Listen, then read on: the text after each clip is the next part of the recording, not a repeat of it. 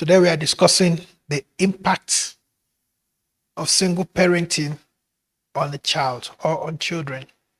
Unfortunately, this is the society in which we find ourselves today, where, like I always said, people assume so many things without concrete evidence to back their claims. There's a popular notion that it doesn't really matter as long as, or a popular notion that one parent can give a child a good life. You don't need to have the other parent in the life of the child. So long as you have money to take care of the child, it's enough. But you see, one of the way to have a happy, a successful society is to make sure that the knowledge that people work with in that society is based on facts, based on proven truths. See, it must be based on experience, of course, which is backed by the scriptures. I say that to say this. Most people will say that, I don't want a man in my life. I have enough money to take care of myself, take care of my kids. Then it makes one think that having two parents together in the life of a child, is it about money? All that the child needs, is it money that's all the child needs? You see, I understand that circumstances may have led to those situations where maybe a lady have to take care of the children, herself alone. But you see, that does not deny or that does not invalidate the fact that the one who instituted that children should come from a union of two people, husband and wife, or male and female, have an agenda in mind. You see, why will God even require that a man must meet with a lady to produce a child? It's because both man and woman are very, very relevant and important to the life of the child, to the development of the child, to the wellness, emotional balance of that child. See, so that has nothing to do with whether or not you are sufficient financially as an individual to take care of a child. You see, so because we've had, and of course, because maybe some people have had very bad experience with their partners in the past, maybe the way they left or they separated was nasty, and they've developed personal hatred for maybe the partner, and by some subconscious way have decided to spread the news to say like, no, you don't need the man in your life or you don't need the woman in your life. Just, you can raise your kids, alone. As long as you can take care of them, you can send them to the good school and all of those stuff. But that's a lie. Every child needs a father, and every child needs a mother. Why? Because, as much as the notion is there that what a man can do, a woman can do better, or what a woman can do, a man can do better, there are things that you cannot do, that a man can do, that you cannot do as a woman in the life of a child. There are things that a woman can do that you cannot do as a man in the life of a child. Take, for example, see, I have two boys. And these two boys, many times I've watched their mother, try to get them to cooperate in vain. She will use every trick she knows. She will threaten, she will beg, she will negotiate, and they are not responding. Maybe they are playing outside. And the mother said, calling their name and saying, come. And she will call and they will and call and call and call and call. And I'm there and I'm just quiet. Say nothing. Then after she's fed up, she'll now come to me and say, call your children to come inside. And I go stand by the window. I'm not even outside and I'm not going to shout. I call. And I said, I give you 3 minutes. Before the count of 3, you're in the house. 1! And they run. Before I get to 3, they are in the house. Now you can say, well, what is that? I also don't know. Why did they run? Why did they come inside? You see, That it already can tell you that if my wife alone was raising these kids, there's a level of discipline that she probably cannot put in them. There's a level of respect she probably may not be able to command with them. You see, they need a mother. Why? There's some things I cannot do for them. The love, the care, and all those I can't as a man. But then when it comes to discipline, to doing the right thing, to making sure that they're obeyed, they are raised as, of course, as a boy, so raised up to be men in character, then my wife cannot do that. I have to be there to do it. And the same thing is true if you have maybe a young child who is a lady or a girl. Be it, say what you want. There are things that that girl want to hear from her father and father alone. You see, and if she could hear those things from her father, she'll be so built up emotionally that going out, it will almost be difficult for her to fill the void. Like today we have, of course, many young girls who fall pregnant and get into all kind of abusive relationship is because they probably didn't have a father figure in their life when they're growing up, and that void is there. So anyone that comes in as a male, that kind of, so they feel like, okay, if I can get the boyfriend, if I can, I'll try to fill that void that is in me.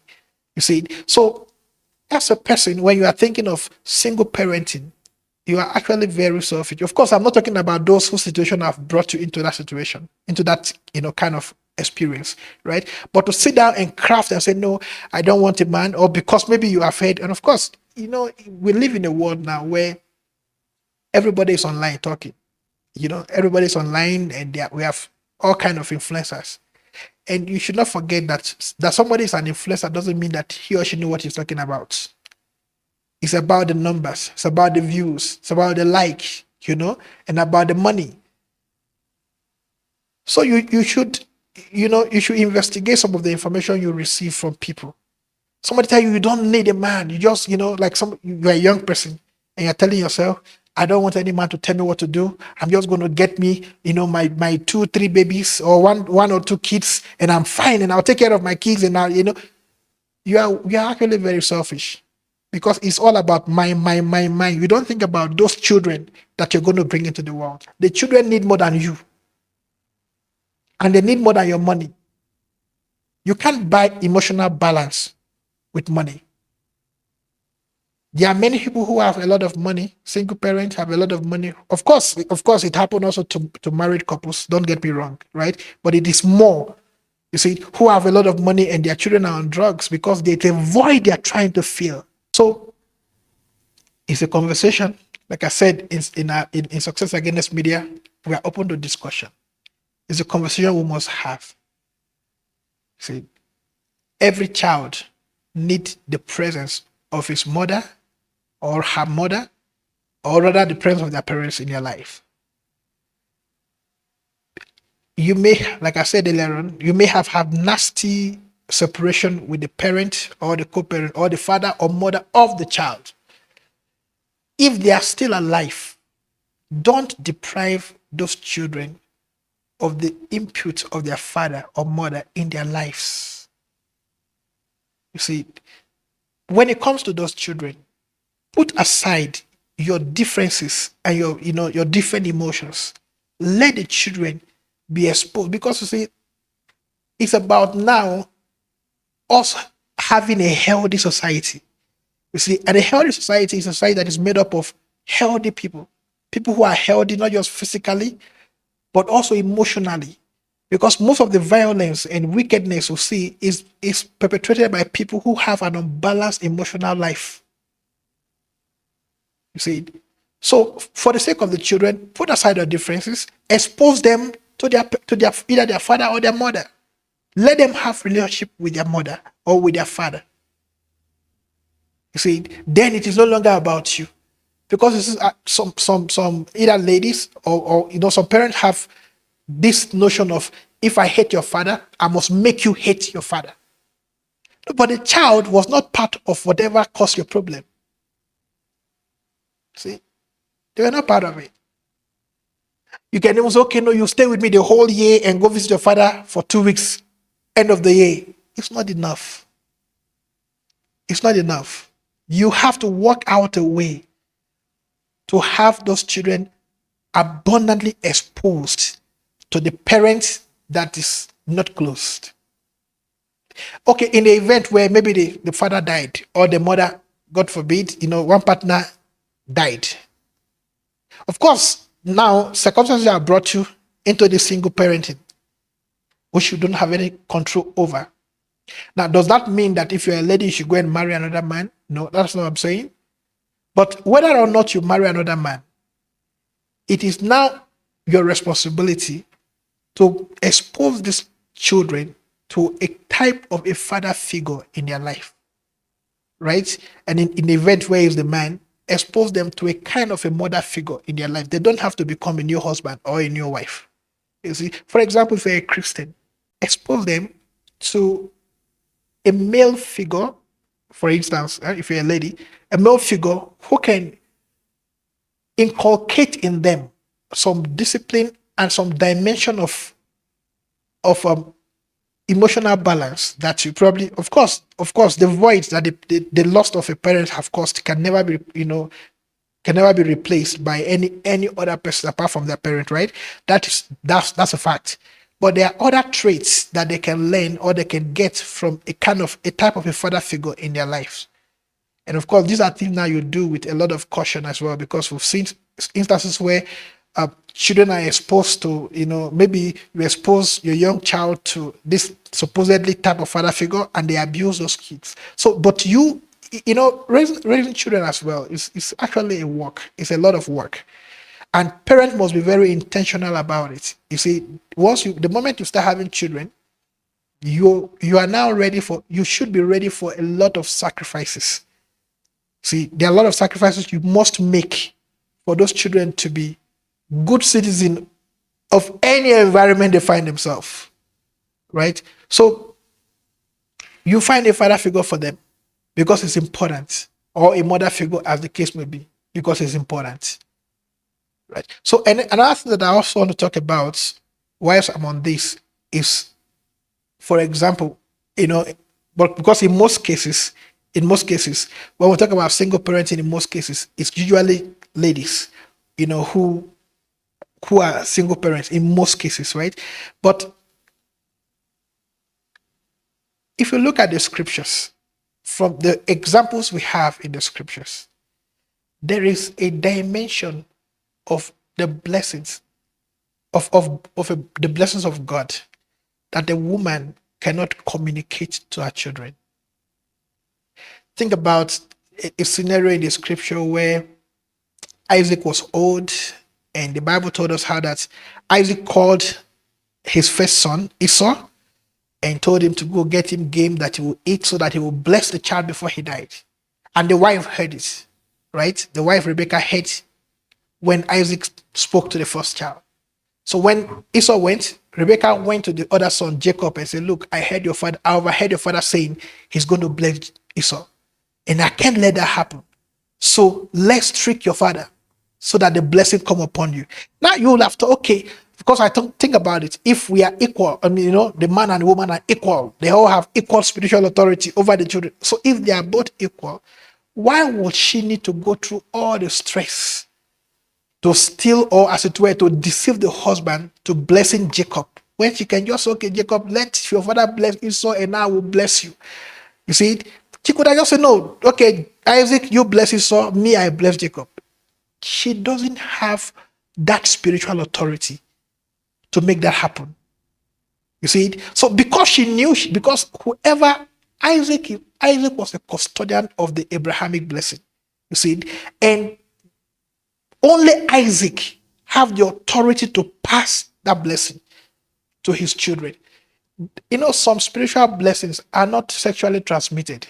So because I'm married to this man, I have this level of authority over you don't. There are things you cannot do. See, so Rebecca was aware that she doesn't have that spiritual power to transfer that generational blessing on Jacob. So what did she do? She have to get the boy, she have to agree with the child to deceive the father so that Isaac can bless Jacob. You see it? So Rebecca was not like the women of these days who say, you don't need the father, just I'll take care of you and all of those. You do. You do. Think about a man. If you have a young child, for example, who is now a teenager, maybe in his late teens or early 20s, say all you can as a mother. You are the best child. I love you, and all of this stuff. You see, that child is likely to appreciate more when his father said, or the father gave him a compliment, than one compliment from his father as a boy will mean more to him than 100 compliments from the mother. Does that mean the mother's compliments are not important? No, they are. But what I'm discussing here is that we should understand the role that a different gender play in the life of a child. You see, we must understand the role they play in the life of a child and not deprive children of of those roles. You see, of those roles. Think about the father who always tell the daughter he loves her, and teach her what a good man look like. That daughter is likely to marry well. You see, she's likely to make proper decision when it comes to marriage. You know why? Because she's emotionally balanced. You see it? And when she's, for example, when she's thinking of her ideal man, she think of her father. You see it? And she'll be able to tell that if you don't possess characteristics that daddy possess, you are not the right man. She's able to tell. Why? Because she had been exposed to what it is like to be loved by a man.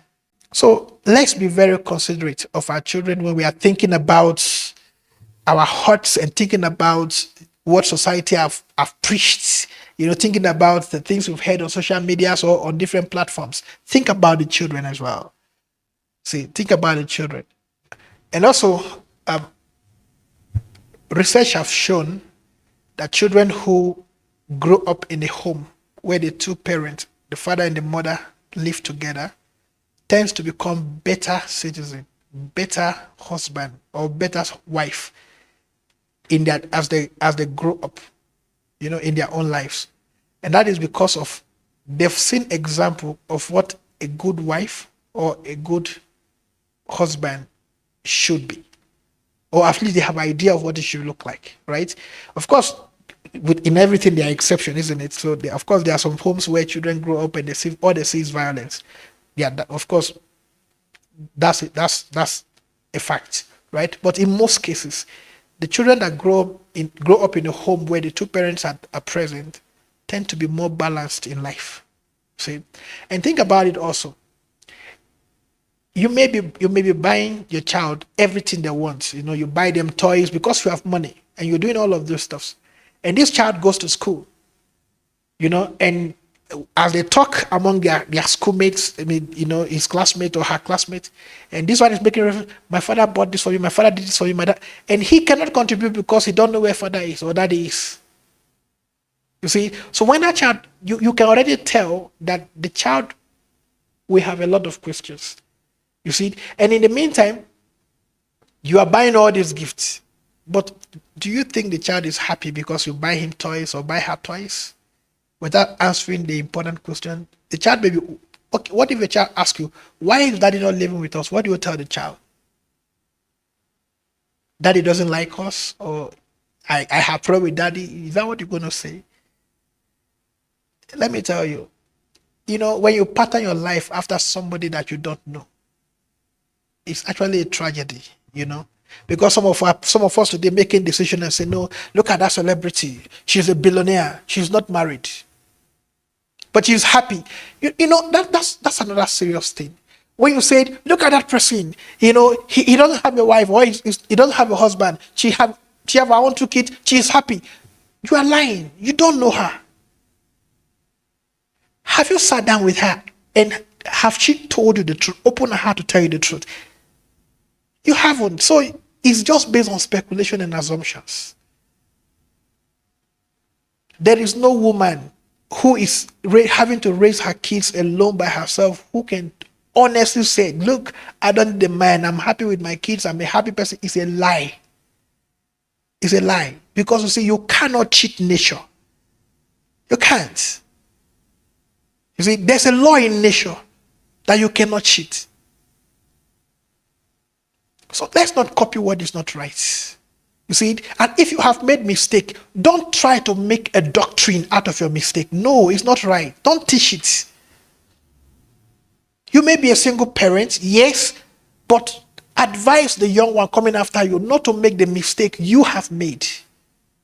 Don't make it look like it's a norm. It's okay. It's not okay. You know it. It's not okay. Because this young child have questions. She goes among her friends in school, or he goes among his friends in school, and they are making comments. You see, this one you beat him, or they did something to him. Say, I'm going to tell my father. And if you did something to the child, your daughter, what's he going to say? I'm going to tell my mother every time. It creates a serious vacuum in children. See, it creates a serious vacuum in children, and I am so. Also, this is what I tell people who are married and want to divorce. Don't just be selfish and just be about what you want. And of course, there are people who will tell you that, no, choose your happiness first. It's about you. Choose your happiness first. Of course, I'm not saying you should neglect your happiness. But you see, we can compromise. Because when we make some decisions, it's not only us who will be hurt. See, it's not only us who will be hurt. There are other people that our decisions may have serious impact on, like your children. See, if you're a married man and you've divorced, you've set an example for the children, and you're telling them, like, if you feel like all your expectations are not met, walk away. What kind of society are we building? Where we think it's okay, teenage pregnancy, a young girl there, and we'll preach things that are not right. No, okay, of course, like I said, if situation have led you into something that is not right, don't normalize it and don't make it a doctrine. Don't teach it. A good person will say, look, I've made this mistake, but don't make it. It's not the best. Think about your children. The emotional damage. I've seen, if you like, let's say your children are coming to school and they said it's what do you call it, parents teachers association, something like that, and parents are going to school. Think about what happens when the day daddy comes with the kids to school. They feel so proud. See, children don't have prejudices. They don't care whether daddy is rich or not. As long as daddy is there, that's what that matters.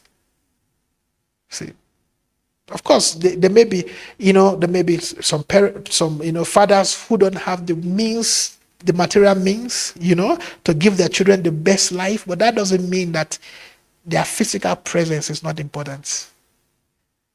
And most of the time, when we divorce, when we're coming to those points of divorcing, it's because maybe the material means are not there. So you contribute nothing. I'm taking care of everything. Just get out of my house. And you kick the man out of the house. And in your mind, all that the man does in the house is to bring money. What about his presence, his emotion, his love? The place your son is going to learn how to be a man is from his father. See? So let's think. Let's think. What society are we building? We must be a people who encourage marriage. We must encourage it. You see, we must encourage it. From the beginning, man was not made to live alone. The one who created man said it is not good that a man should be alone. It's not good. Yeah. You see, but I don't like the drama. People who are married, they fight a lot. It's part of life. It's part of it. It's part of it. Some of those disagreements are actually healthy for a relationship. They are, because when you have those disagreements, we get to learn what we should not do. It's fine. It's okay. Am I saying that I don't fight as a married man? Do I fight with my wife? Yes. We do. We get angry at each other. And we are still going to get angry tomorrow as well. I don't know, but in the future, we are still going to get angry again. But guess what? It's part of the package. If you're going to be married to someone, they will step on your leg or your toes. But what do? You don't cut off the toes. The wise thing to do is to learn to take your toe from the part where they walk, right? Let's not build doctrine around what is not good. Think about your children, think about society when you're making decisions. That's why we must educate our young people to stay away from, sexual perversions and sexual irresponsibility, because it creates big problem for the society. Teach our children in our schools and tell them that there are things, yes, it's good, but there's a level of maturation or maturity a man must have before they are allowed to expose themselves to certain vices.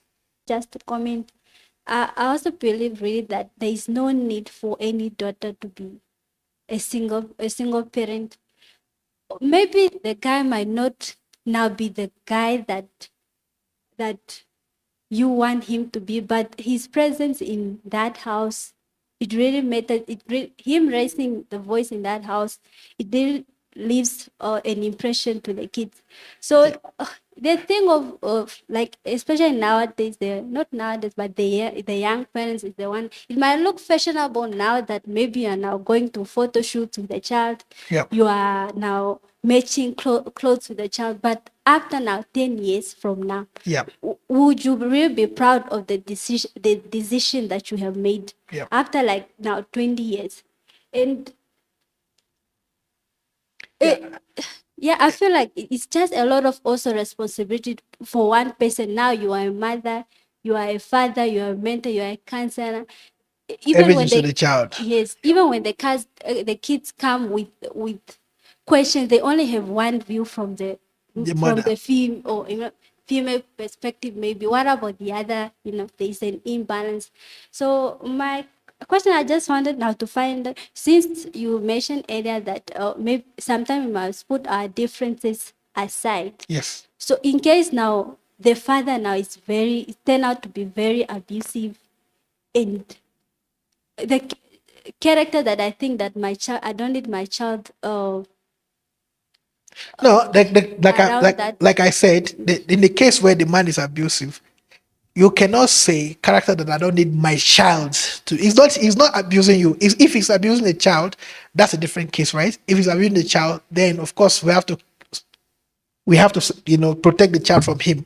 But if the abuse is about you but love his child, you cannot say because he abused me, then he should not have access to his father, his children, right? So those are the things that we must all see how we can work around to compromise so that they are exposed to their different parents. But another thing also is this, while I'm on this, you see, if you were not raped, because those are another instances, if you were not raped, that means that there must be some quality in that man to make you expose yourself to that man to the point of getting you pregnant and so on. Since you can expose yourself to the man to have this baby now, you must also expose his baby to him, right? But in the event where you were raped, now we can now say that's a whole different scenario that we know we have to talk about and see, because we can now say, okay, now because the man, you were raped and you have a child now that no, you cannot bring a rapist into your home, or you cannot expose yourself to a rapist because and of course that's a whole different scenario. That's a whole different scenario. But in most cases of single parenting, it was not rape. Those were decisions.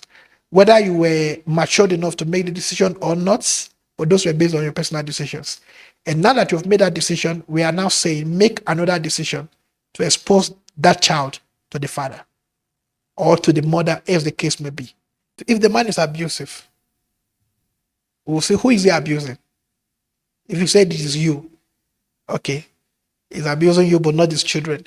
And let him have access to his children. And let the children know what kind of man they should not be, right? Yeah, they need to know what an abusive father look like. I've heard a story of a guy who never drank alcohol. The reason why he never drank is because of how useless the father becomes when he drinks. So because of that behavior from the father, he detests alcohol. You see, and he never drink. So that's what we're talking about, right? They learn from both the good, the bad, and the ugly. But let them have example to learn from. You see, so him now not drinking is because he didn't like the experience the father had. So you never tell what it is that is going to inspire a child from the parents. For example, I tell you my personal story. My daddy was employed. He worked all his life as an employee of the government. And because they were always transferring him, he was never around. So he's my dad, but he has become like a visiting father because now the family has become big and he cannot always move around with the family. So when they transfer him, Mondays or Sunday evening, he goes and come back on Friday evening. So daddy is like a visiting father. So as a child, I used to tell myself that I'll never be employed. Just then, so I always felt like I'll never be employed. And of course, to the glory of God, I didn't have to be employed, right? So I knew from the beginning, early in life, to do business, to work at my own things. See, I've never been employed. And obviously, I don't know, I don't see myself employed in life, right? So, but that decision came from me looking at my father and the way he lived his life. And I determined not to live that way. So imagine if I didn't have a father or if I didn't know him and know the kind of life he lived. Probably I'll be an employee now. I'm not saying anything is wrong with employment. Don't get me wrong. I'm just trying to cite an example, right? Yeah. So it's important that the child know the father and say, okay, this one, I don't like it. I don't want to repeat it. Because also we forget that when we are dealing with children, we forget that they're also going to grow up. They're going to grow up one day. And the thing you think they are afraid to ask you, one day they will ask you that question. That's the facts. They will ask you. I've seen a situation where a lady told, the daughter, all the bad thing about the father. Your father was a wicked man. He doesn't like you, and all those things, right? And then to the point that even when and the man have done everything to see this child, and the mother makes sure she never had access to the father. She will ask questions, she will lie to her. The father will do everything, even when the father sent messages, letters, said she will collect it, tear it, and never get to the daughter. To the point that when the man was on his dying bed, the only wish he had was if you could just speak with the daughter. The mother refused till the man died. When the man died, the daughter happened upon the letter the man have always sent. You can imagine what happened. You're a bad mother. She said, no, I tried to keep it from him. Keep me from him for what? All the letters the lady read, the man always expressed his love, how he longed to hold her, how he longed to take care of her, how he longed to, but you said this man hates me. But look at all this letter. What do you say about this letter? That you have stopped from getting to me. You deprived me of opportunity to meet my father. You're a wicked woman, selfish person. You see? So you may think that no, my children doesn't care. I'm doing everything for them. When they grow up, they'll love you. When they grow up one day, they will ask you the tough question. And you should be prepared to give them answer. So I'm not blaming you. That's what I'm doing. I'm not blaming you. But all I'm trying to say is this. We have a duty to make sure that our children is exposed to all they should be exposed to, so that as they grow up in life, they can make the right decisions based on knowledge and information they have acquired. Yes, you can ask. In cases of someone is married now, but they have a child outside with someone. So, and maybe every time I try maybe to now maybe take the child to her father, the child maybe not really, no, the things that he's saying to the child about me is not nice, it's not good. in that case, can I restrain the father from This is married to somebody else, else? Yes. and the So father is somewhere. yes, Okay. but mostly it happens with ladies. Yeah. I think that the That guys now who already maybe have children and are married to somebody else. yes. Okay. Now you use the child against me. Must I still continue taking my child there, or can I restrain the other parent? So The married people are fine. It's the one that is outside now. When you're like using now the kid, I'm bringing the child to you, yes. but now you are saying bad things about me. So can I restrain you from seeing your child? You're saying bad thing to the child about the mother. Yes. But that also comes to maturity as well, right? You see, the parents should not discuss their differences with their children, especially while they are still children. You know, I will not say, if I advise, I will not say that because of that, stop the children from going to the man. They should keep going, right? They should keep going. But another thing also that we always, I tell people to do is this: no matter the kind of relationship that you find yourself in, always make sure that you are not a bad person. Do you understand? Make sure that you are not a problem. Because obviously, if you're a problem, people will talk about it, right? You can live your life in such a way that even those who want to accuse you and, and say bad thing about you will not find a truth to say about you. It's okay when people lie about you, right? It's okay. But at least you and the person who is lying should know that he is lying, right? And the whole truth about it is that if you tell lies, every lie have an expiry date. It's a matter of time before the truth will always come forth. So you cannot say, okay, because whenever you go to your father or you go to your mother, she say things bad about me. For that, you cannot say you can no longer go to your father. That's not your decision to make. That's what they are saying. That's not the decision of either the mother or the father to make. Let her go to the father, or let him go to the father. Let the father keep saying whatever he's saying. He's growing up. One day, he will be able to say, I've heard all of these things. But the person you are saying is this, I don't see those things with him or her. Right? So the children should be exposed to their parents no matter what. As long as that parent is not abusing that child, it's okay, because they are learning and they are growing, and one day they'll be able to tell the truth from the lies. Okay, what if now also the husband is not happy about this? So now it becomes now a matter of argument every time at home. Now In the new marriage. yes. No, but you see, another thing is this: it's not everything that you hear that you must share with your spouse. Do you understand? It's not everything that you hear that you must share with your spouse. And children also can be cautioned. Say, if you, for example, I tell my kids, if you hear something that is not right outside, you don't repeat it. You don't come back to my house and repeat it. Even if somebody used a foul language outside, and you want to tell me the story that the person used the foul language outside, I told them, don't repeat the foul language. You don't have to repeat it for me to know they say something bad. Right? So you caution your children as well. I mean, you are raising them, man. They are raising kids. So you caution the kids. You tell them, look, this kind of information is not allowed in our home. You don't talk like this, no matter where you heard it. I tell my children all the time. Say, if you hear bad things, you stay out of my door. It doesn't come into my house. So they already know. For example, when there are certain situations, things that happen around us that we don't discuss in our home. I could know it. My wife could know it. The kids could know it, but it's not a discussion in our home. We don't want to talk about things like that. So if somebody starts it, maybe because it's not aware, those of us who are aware will stop.